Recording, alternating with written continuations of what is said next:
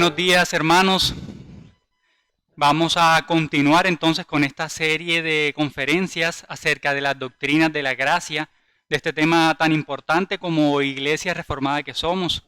Y quiero comenzar orando y poniendo en las manos de Dios este tiempo para que sea Él obrando a través del predicador, que podamos ser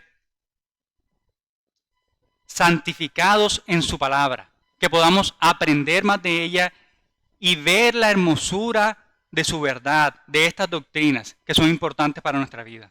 Oremos. Amado Dios, Señor, tú eres el soberano.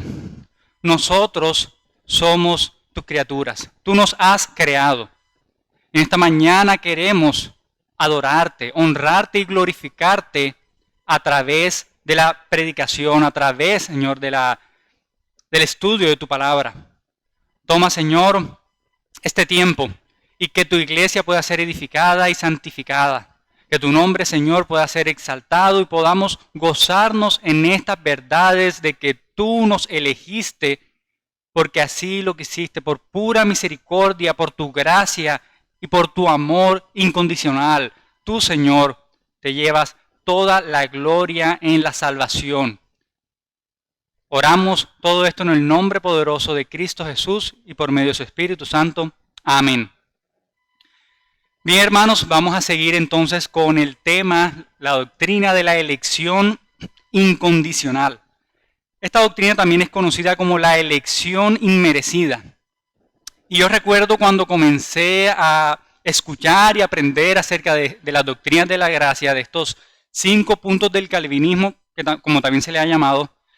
Y esta doctrina en particular, recuerdo que fue una de las que causó como un choque en mí. Yo pensaba que como Dios elegía a unos y a otros no, Él era un Dios arbitrario e incluso injusto en esa elección.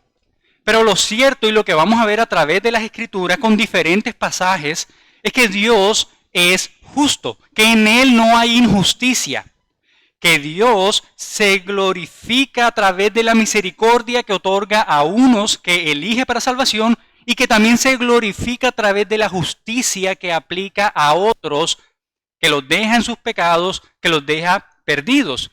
Él toma de una masa de la humanidad que está toda perdida y escoge a unos para salvación. Vamos entonces a comenzar con esta doctrina. Vamos a ver la definición.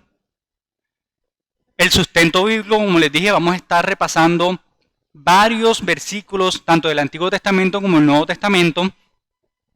Luego vamos a ver algunas objeciones, como esas que yo tenía al comienzo acerca de si Dios es injusto en su elección, o si hay culpabilidad en Dios por aquellos que se pierden. Y al final vamos a ver la importancia de esta doctrina para nosotros como creyentes. Empezamos entonces con la definición. ¿Qué es la elección incondicional? La elección incondicional o elección inmerecida es una doctrina bíblica establecida a partir de aquellos pasajes de la revelación de Dios. Esta doctrina no se la inventó Calvino. Esta doctrina no provino de los reformadores. Esta doctrina proviene, su fuente es la Biblia. La revelación de Dios a través de las Escrituras. Es una doctrina que está a lo largo de la palabra de Dios, desde Génesis hasta Apocalipsis. Y nos muestra que desde la eternidad pasada, Dios hizo una elección de un grupo de personas. Él escogió, seleccionó, llamó a un grupo de personas de toda la masa perdida, de toda la humanidad que estaba perdida en sus delitos y pecados, los cuales predestinó Él para salvación. Dicha predestinación estuvo basada en el consejo sabio, justo, santo y misericordioso de Dios exclusivamente. Es decir, Dios no vio ninguna condición, ninguna actitud en la criatura, dado su previo conocimiento que tiene de todas las personas, de todas las cosas, para que esa persona fuera merecedor de la elección, como si en el futuro fuera a elegir a Dios.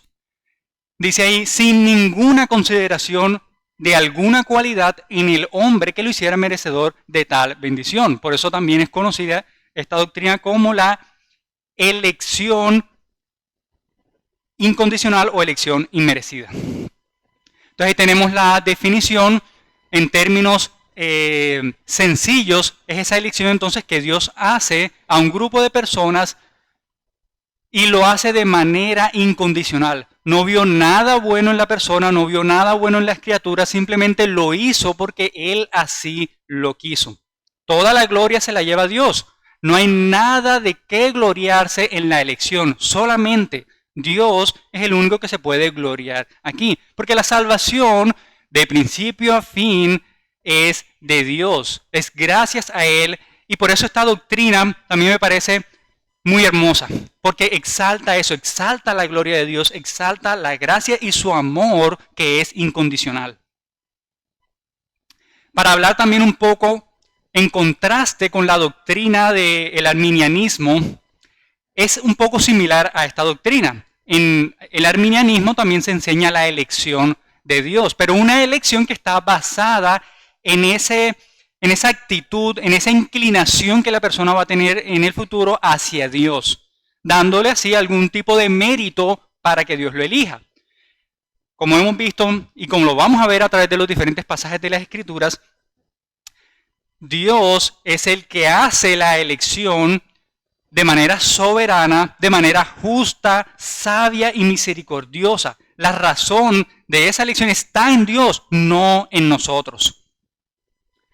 Vamos a ver entonces ahora algunos pasajes bíblicos que nos hablan de una elección que Él hizo de diferentes personas, de la nación de Israel, de los discípulos de Juan el Bautista. Vamos a comenzar con esa elección que Dios hizo de Abraham.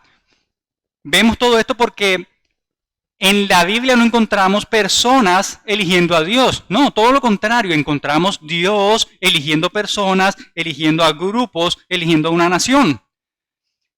En el caso de Abraham, Dios lo eligió a él. No fue a su padre, no fue a su hermano. ¿Estaba buscando a Abraham a Dios? Nosotros encontramos en Josué 24, 2 al 3, que se nos dice que Abraham estaba adorando dioses paganos del otro lado del Jordán, como todos los demás estaban haciendo. Abraham no estaba buscando a Dios, Dios lo eligió. En el caso de Israel, también tenemos que Dios eligió a este pueblo de Israel, pero ¿será que lo eligió porque era un pueblo numeroso, un pueblo fuerte en las batallas, un pueblo que era de pronto obediente o fiel, o que iba a ser obediente y fiel a él? De ninguna manera. Dice la palabra de Dios en Deuteronomio capítulo 7, versos 7 al 8. El Señor no puso su amor en vosotros, ni os escogió por ser vosotros más numerosos que otro pueblo, pues eras el más pequeño de todos los pueblos. Mas porque el Señor os amó y guardó el juramento que hizo a vuestros padres, el Señor os sacó con mano fuerte y os redimió de casa de servidumbre de la mano de Faraón, rey de Egipto.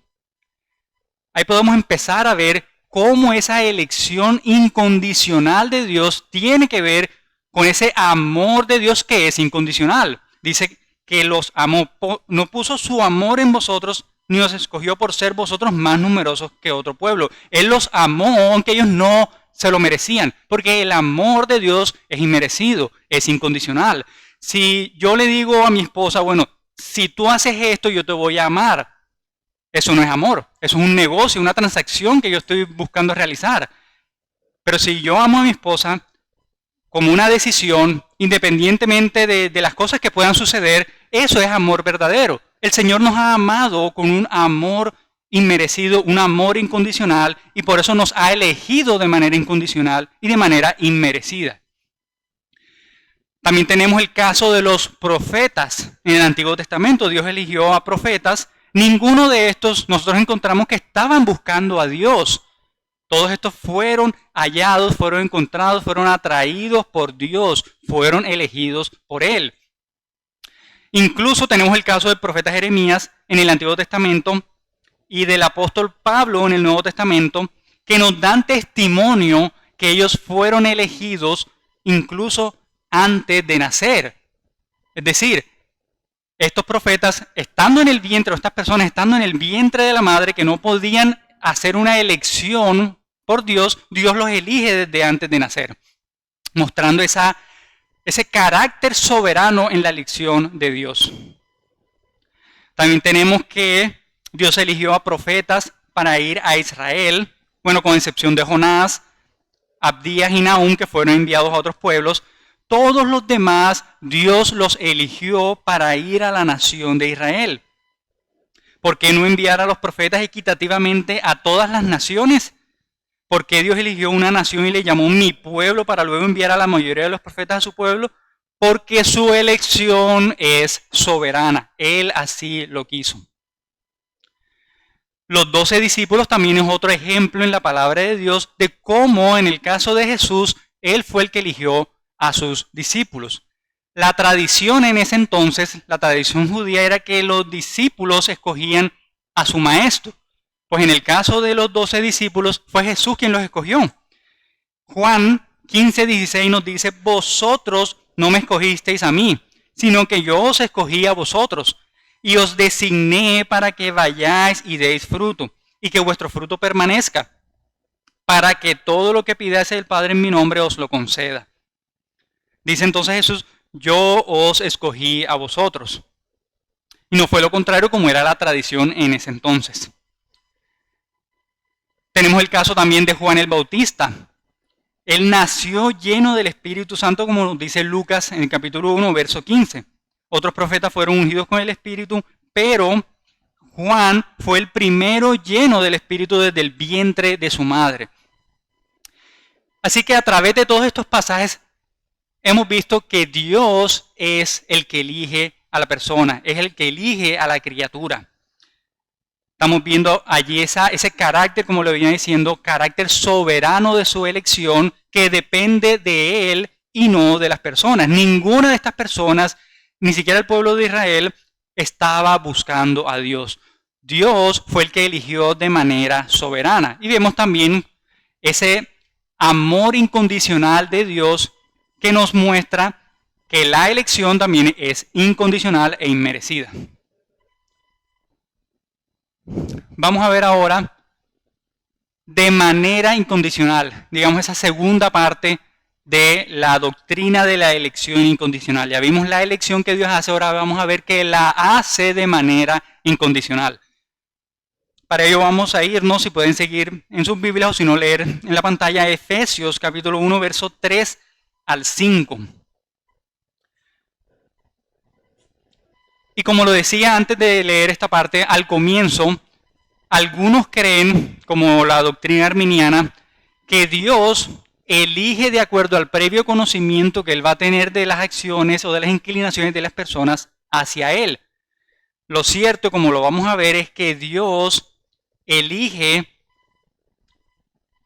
porque Él tiene misericordia del que Él quiere tener misericordia. Es una decisión que está centrada en Él, no en la criatura, de manera que es totalmente inmerecida, totalmente incondicional. Efesios 1, 3 al 5 dice, bendito sea el Dios y Padre de nuestro Señor Jesucristo, que nos bendijo con toda bendición espiritual en los lugares celestiales en Cristo, según nos escogió en Él antes de la fundación del mundo, para que fuésemos santos y sin mancha delante de Él, en amor, habiéndonos predestinado para ser adoptados hijos suyos por medio de Jesucristo, según el puro afecto de su voluntad. Esa palabra puro quiere decir que no tiene ninguna mezcla. Es enteramente una decisión de Dios, el puro afecto de su voluntad. No hay nada que nosotros aportamos en esa decisión, no hay nada que nosotros agregamos, ni siquiera un 1% o un 0.1%. Fue enteramente de parte de Dios.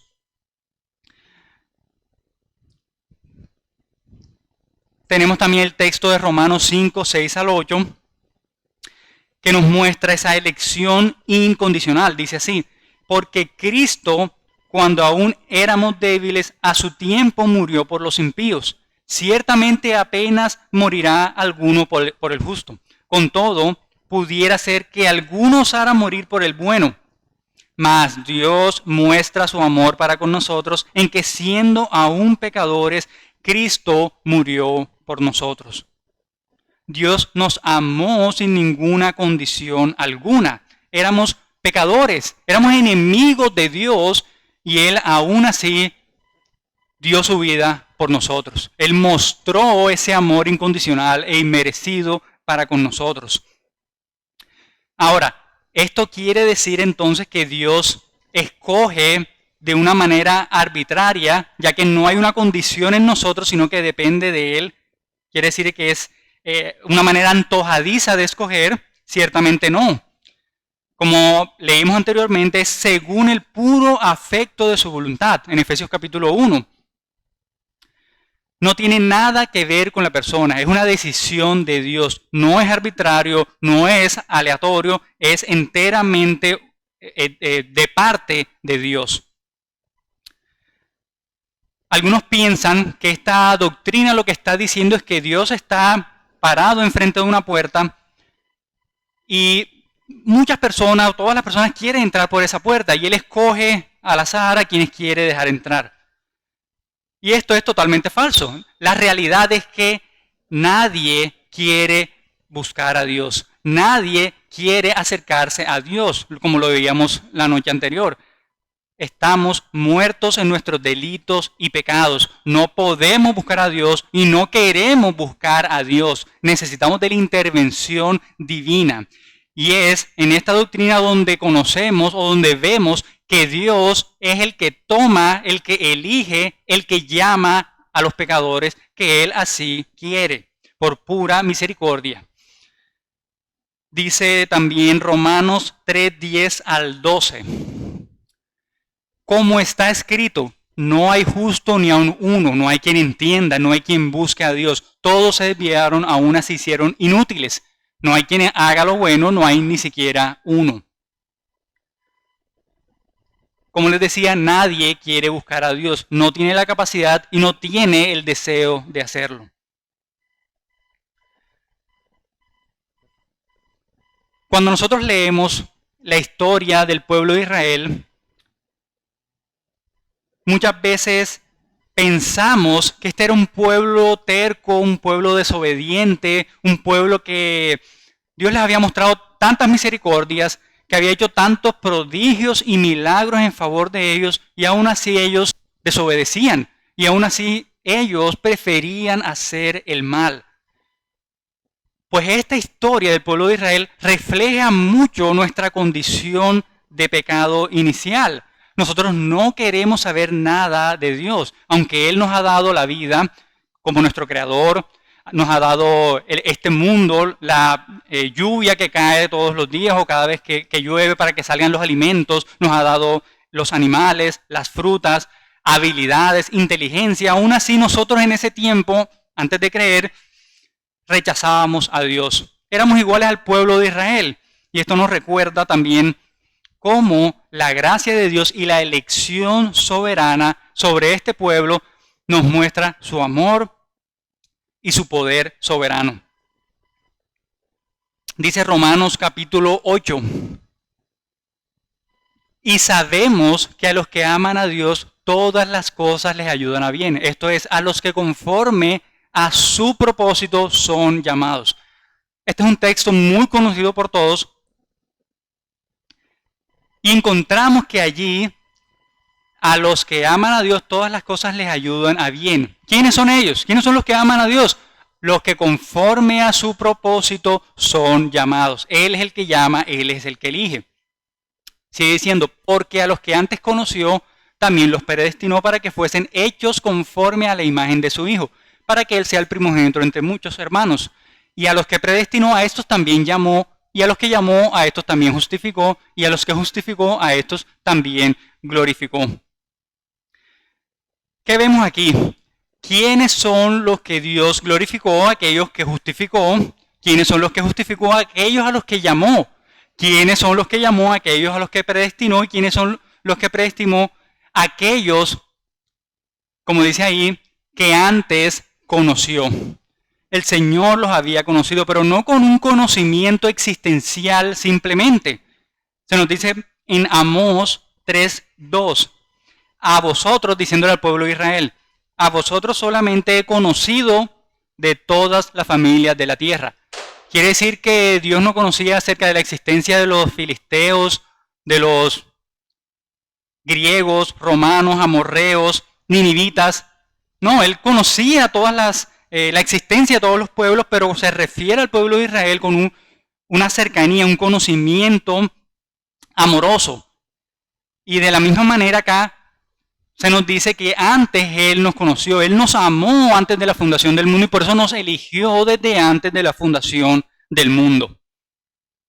Él no nos escogió porque le íbamos a obedecer, Él nos escogió para obedecer. Le dice 1 Pedro 1:2, elegidos según la presencia de Dios Padre en santificación del Espíritu para obedecer y ser rociados con la sangre de Jesucristo, gracia y paz os sean multiplicadas. Este es un pasaje que los arminianos utilizan mucho para decir que Dios en su presencia escogió a aquellos que iban a obedecer.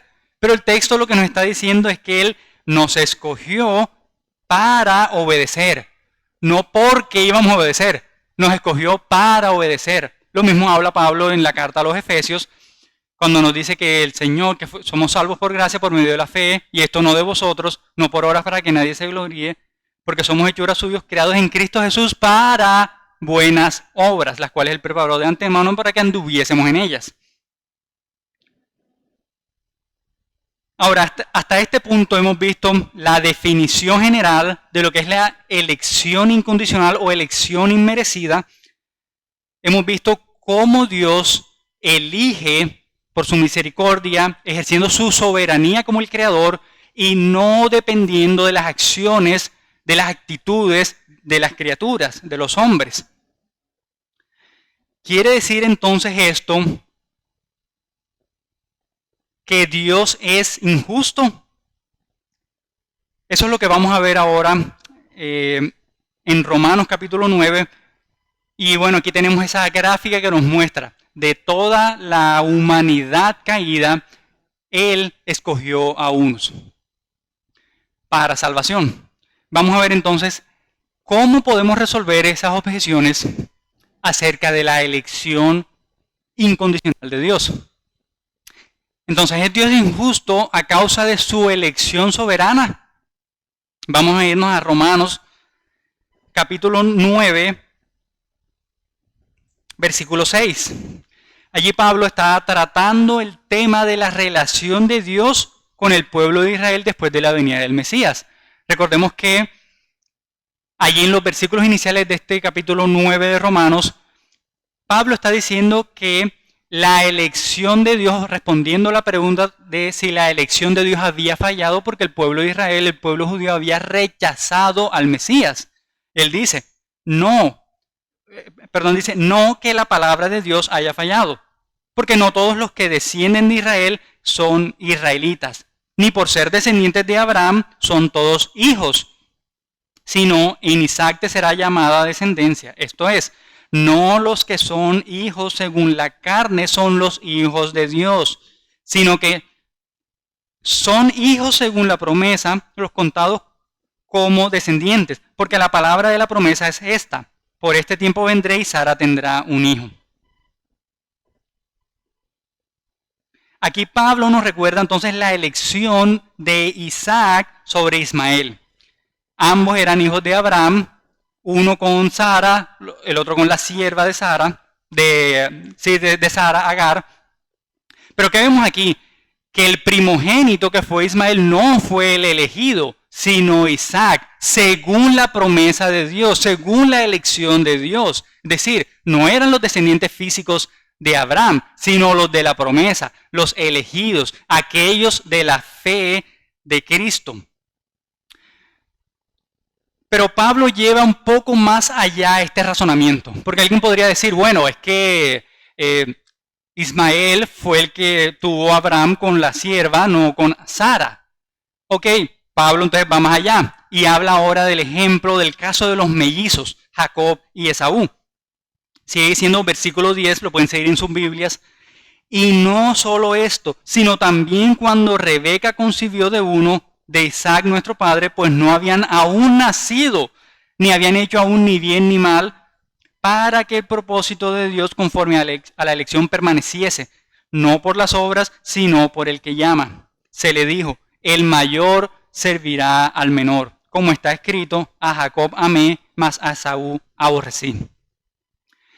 Se dice que una vez el pastor Spurgeon estaba predicando sobre este texto y al final una señora se le acercó preguntándole, pastor, pero es que yo no entiendo cómo la Biblia, cómo Dios dice allí en sus escrituras que aborreció a Esaú. Eso yo no lo puedo entender. A lo que el pastor le responde, bueno, yo esa parte la entiendo perfectamente. Lo que yo no entiendo es cómo dice a Jacob amé. Y es que todos somos merecedores del castigo de Dios. Todos somos merecedores de esa justicia divina que es condenar al pecador. ¿Cómo entonces puede decir a Jacob amé? Y la respuesta a eso es la misericordia de Dios. Y eso lo vamos a ver también, cómo Pablo sigue desarrollando ese tema de la elección de Dios, cómo elige unos a través o ejerciendo su misericordia y cómo aplica a otros la justicia. Y en donde ambas situaciones Dios es glorificado, a través de su misericordia y a través de su justicia. Esto resalta entonces el carácter soberano e incondicional de Dios. Y sigue diciendo el texto, versículo 14. ¿Qué pues diremos? ¿Que hay injusticia en Dios? En ninguna manera. Pues a Moisés dice, tendré misericordia del que yo tenga misericordia, y me compadeceré del que yo me compadezca. Así que no depende del que quiere ni del que corre, sino de Dios que tiene misericordia. Porque la Escritura dice a Faraón, para esto mismo te he levantado, para mostrar en ti mi poder y para que mi nombre sea anunciado por toda la tierra. De manera que de quien quiere tiene misericordia y al que quiere endurecer, endurece. La respuesta de Pablo ante esta objeción, esta pregunta que cualquiera podría tener, es la misericordia. Pablo dirige su respuesta hacia la misericordia bendita de Dios. Porque la misericordia, hermanos, no se le debe a nadie. Dios no le debe dar misericordia a nadie porque la misericordia se da de manera voluntaria. Y Dios lo hace a quien Él quiere. Por eso dice, de quien quiero tener misericordia, Él tiene misericordia.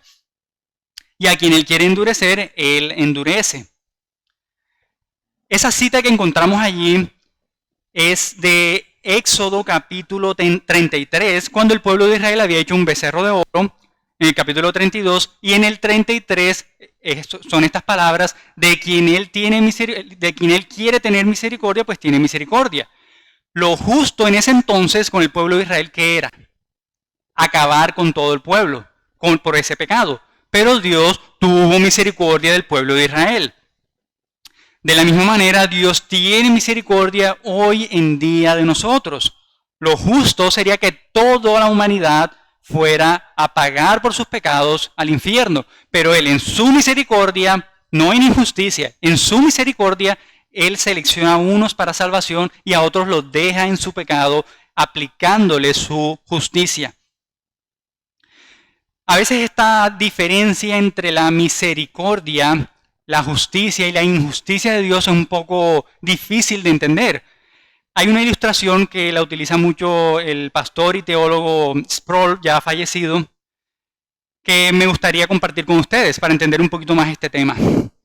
Él en su época de profesor universitario, él dice una vez que tuvo un grupo que había pasado del colegio a la universidad, era de primer año.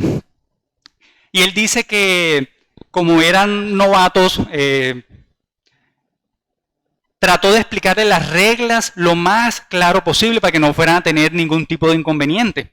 Él les dijo, bueno, son 3 cortes, 3 trabajos que tienen que entregar, estas son las fechas, si ustedes se demoran en entregarlo, pues tienen 0 en ese trabajo. Ok, llegó el primer corte. Sucedió que 50 de sus más de 200 alumnos no habían presentado el trabajo a tiempo. Y todos diciendo, profesor Sproul, por favor, no nos ponga cero, es que no pudimos manejar bien el cambio del colegio a la universidad, estamos muy ocupados, por favor, por favor, por favor. Entonces el profesor les dice, ok, voy a darles un día más para que me lo entreguen. Cuando viene el segundo corte, ya no eran 50, eran 100 estudiantes los que no habían presentado el trabajo a tiempo.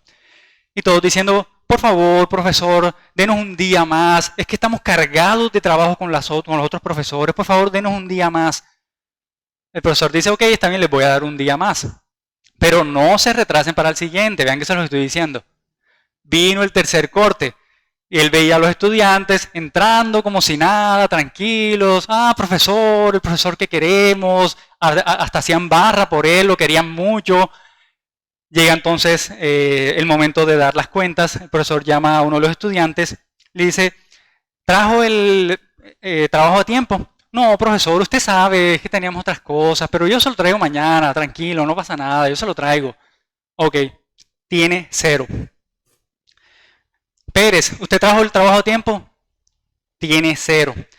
Y en ese momento uno de los estudiantes se levantó y ustedes podrían saber qué fue lo que dijo. Eso es injusto. A lo que el profesor dijo, González, ¿usted fue el que dijo eso? Bueno, si mal no recuerdo, usted no presentó a tiempo el trabajo en el primer corte, no presentó a tiempo su trabajo en el segundo corte. Bueno, usted quiere justicia, voy a ponerle 0 en el primer trabajo y 0 en el segundo trabajo. Todos quedaron en silencio. Ellos se habían acostumbrado tanto a la misericordia de este profesor que habían confundido la misericordia con la justicia, con lo que es justo. Ellos no merecían que este profesor fuera misericordioso con ellos. Y ahora al final lo estaban acusando de ser injusto, cuando en realidad estaba siendo misericordioso. Dios no le debe misericordia a nadie. La misericordia es voluntaria. A unos, como lo decía, les da misericordia, los salva del pecado en el que se encuentran y a otros les aplica su justicia. He allí entonces la gran diferencia entre la misericordia, la justicia y la injusticia, la cual Dios nunca obra con injusticia, siempre con misericordia o justicia. Pero en este razonamiento de Pablo, él no se queda allí. Él sigue desarrollando esta idea de la elección de Dios y de su misericordia. Y ahora llega entonces al versículo 19. Pero antes voy a mencionar también ese caso del faraón, porque también es impactante. Dios trató con justicia al faraón. Él era culpable de su propio pecado. Recordemos allí la responsabilidad del hombre. No fue culpa de Dios que el faraón hubiera pecado, porque él era responsable de ese pecado y Dios actuó con justicia sobre él para mostrar su gloria, para mostrar su poder, para demostrar que él es el rey sobre toda la tierra.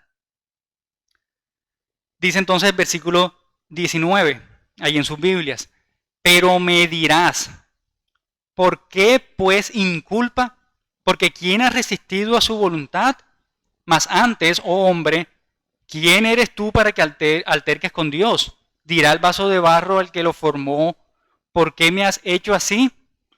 ¿O no tiene potestad de alfarero sobre el barro para hacer de la misma masa un vaso para honra y otro para deshonra?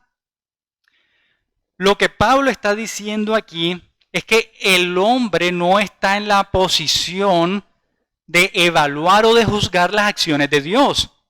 La respuesta de Pablo es contundente. Básicamente le está diciendo, ¿quién eres tú para juzgar a Dios? Es que Dios no está en el banquillo de los acusados. Dios es el juez, el creador de toda la tierra. No hay manera de que un hombre se pueda levantar y señalar a Dios y exigirle y juzgarle por sus acciones. Eso es absurdo.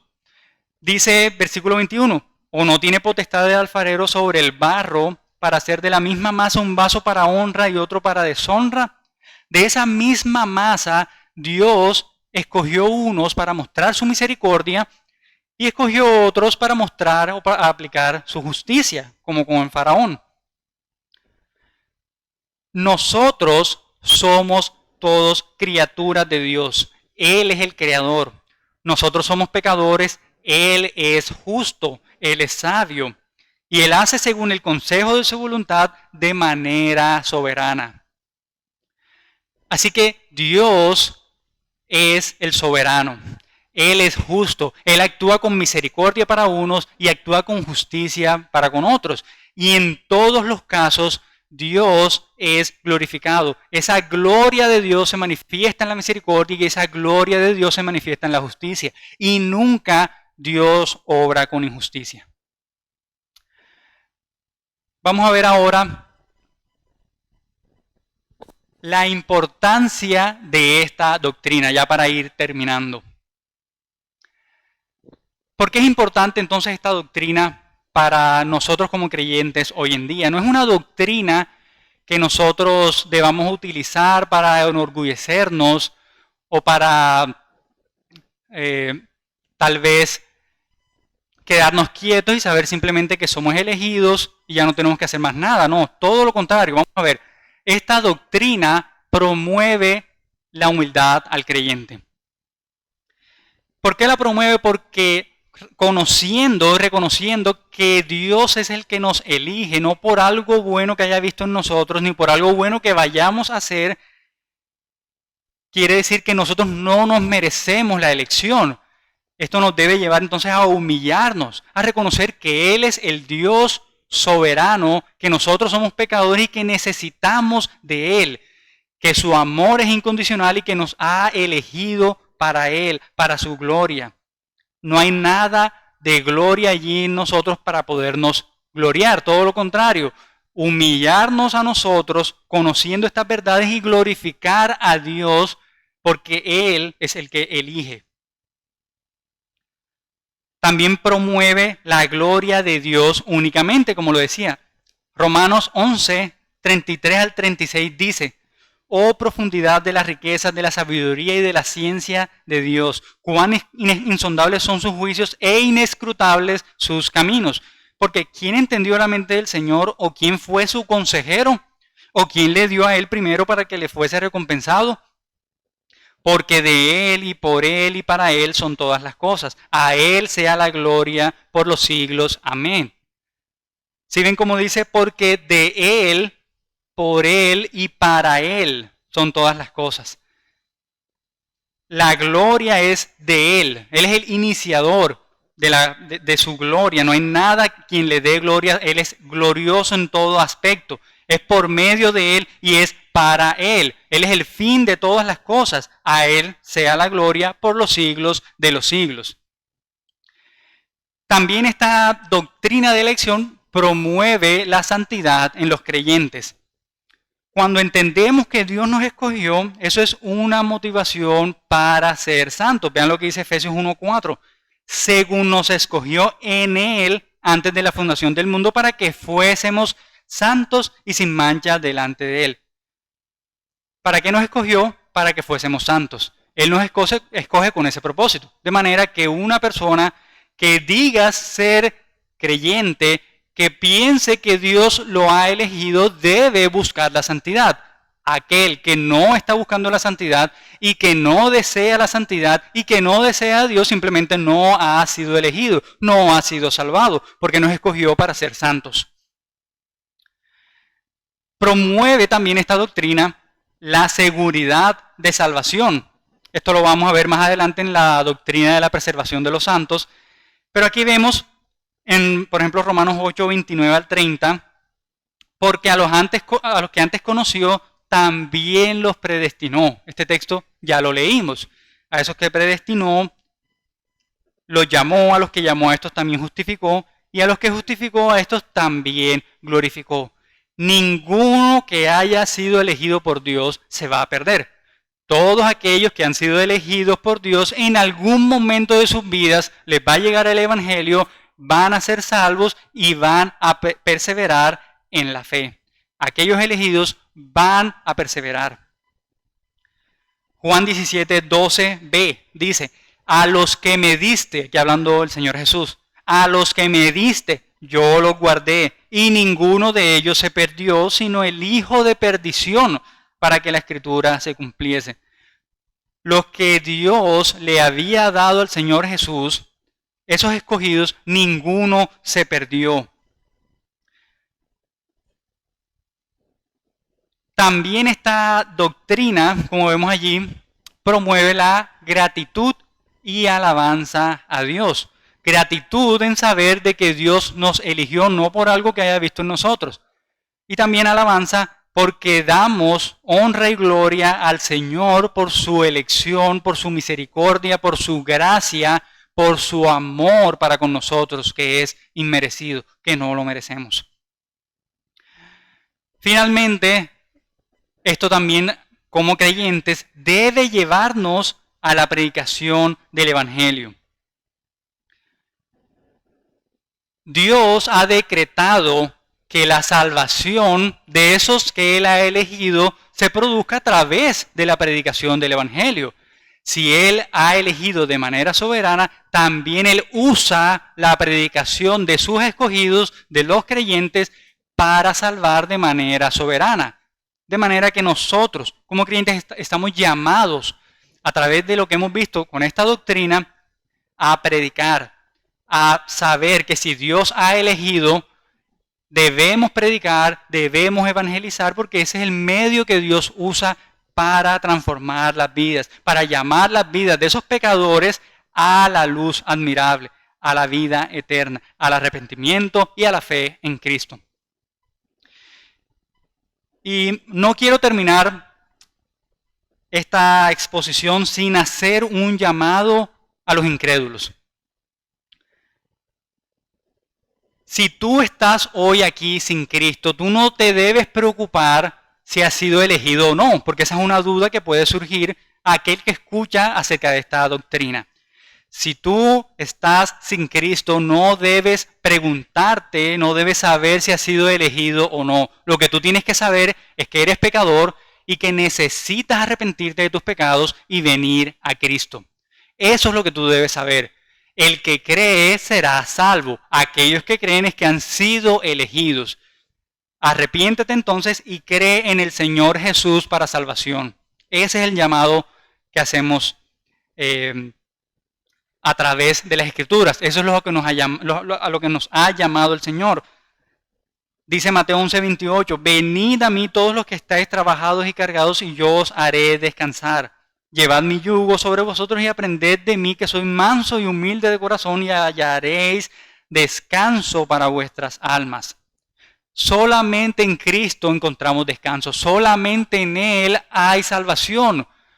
Es por la sola fe, por la sola gracia.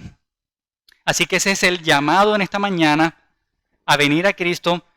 Y qué bueno que hemos podido recordar, hermanos, estas enseñanzas, esta doctrina de la elección incondicional, de la elección inmerecida, donde Dios se lleva toda la gloria de principio a fin. Y nosotros simplemente podemos decir gloria al Padre, gloria al Hijo y gloria al Espíritu Santo. Oremos. Bendito Dios, soberano, Dios que estás en los cielos, que reinas sobre todo el universo. A ti, Señor, elevamos nuestra adoración. A ti te damos la gloria que solamente tú te mereces, por cuanto nos has elegido para salvación sin nosotros merecerlo.